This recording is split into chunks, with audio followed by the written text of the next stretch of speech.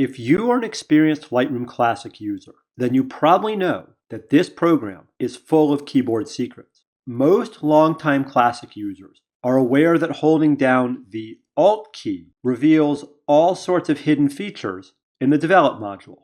Yet, when I lead one-on-one tutorial sessions, I see lots of students who are unaware that the Alt Option key is also useful throughout the Library module.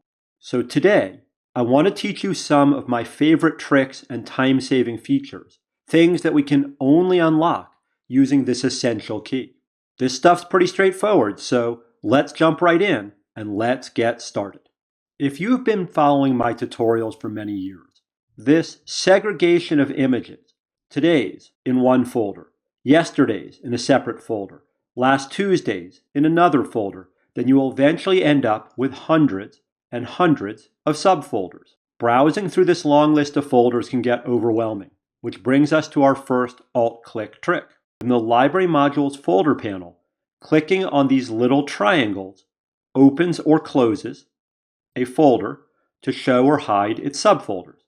When you want to quickly collapse all of these annual folders, for example, hold down the Alt key on a PC keyboard.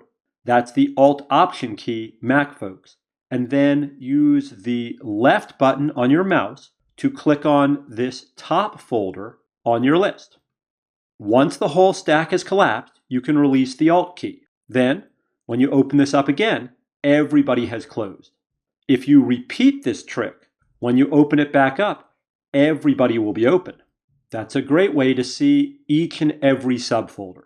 But it can be a little overwhelming, so I think I'll close all of these.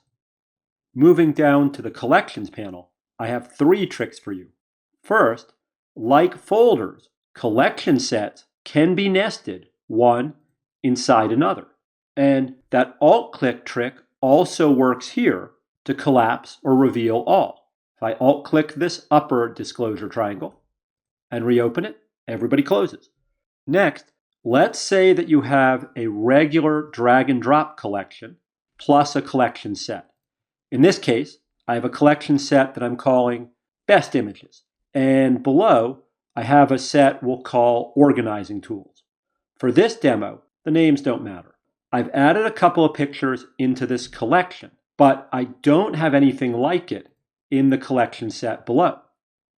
If you hold down the Alt key while you click and drag a collection over top the name of a collection set, then you can create a duplicate in no time. While we're focused on collections, let me point out another advanced feature that absolutely requires the use of the Alt key. When you create a smart collection, you get a list of conditions for membership in this grouping. At the top here, it says match all, any, or none of the following rules.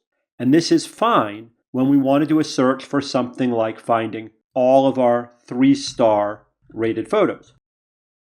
But for complex searches, we need additional conditions.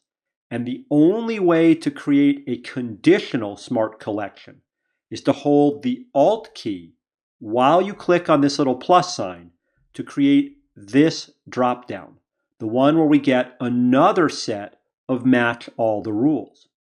I have an in-depth tutorial elsewhere on all of the wonderful, complex things that we can do with conditional smart collection rules. So I'm going to stop here, but I want to remind you that the only way to initiate this process is with that Alt key secret. Moving on, let's talk about adding keywords to your photos using the Painter tool, which is this one down here on the toolbar. Now, the Painter can be set to spray a number of different things onto our photos. It can spray keywords, colored labels, flags, star ratings, etc. But its most common use is to put in a keyword here, and then as you drag it over the grid, you're applying that keyword to those images without having to do any typing. So here, for example, if I want to add the keyword autumn, I can set that in the Painter tool. I can bring it out. I can drag it over this image, and you'll see that that keyword was added. In fact, if I click and drag over all of these, then the keyword autumn was added into all of them. But here's the secret. If I didn't want that keyword on these images, If I want to subtract it, holding down the Alt turns the painter into the little erase symbol.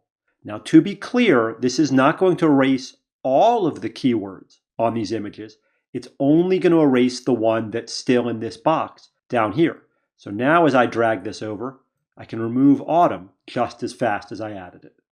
Next, here in Quick Develop, there are actually more features than we're seeing.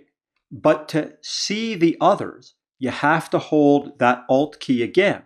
And when you do, clarity and vibrance will turn into the hidden, sharpening, and saturation. Can't say as I use it very often, but if you need it, it sure is nice to know that those options exist here in this window pane. Finally, let's turn to one of my favorite time-saving tricks. For this, let's go to the keywording panel. Now, obviously, you can add a keyword to any of these photos by clicking in the little box here that says click here to add keywords. But even with the smart typing, having to click in that box is a little slow. So the buttons down here in keyword set or in keyword suggestion, these are things you can tap to type for you. I can tap there, add the keyword fall. I can tap here, remove the keyword autumn. With the Alt key held down, do you see how little gray numbers appear next to these? Well, those numbers, they are the numbers on the 10 keypad on my keyboard. So if I want to add autumn without having to click the mouse at all, I can hold down the Alt with one finger and tap the number 8 with another. With Alt still held down, I could also type the number 5 and the number 3. And just like that, I've added 3 keywords with 0 mouse clicks. Now, of course, you can do this one photo at a time, but I could also do this for more efficiency with a whole block of images. So I hold Alt and I go 7, 8, 5, 3. Just like that, 4 keywords added. That's slick. I hope you found this video helpful. If you learned something today, then please leave us a like or a comment down below.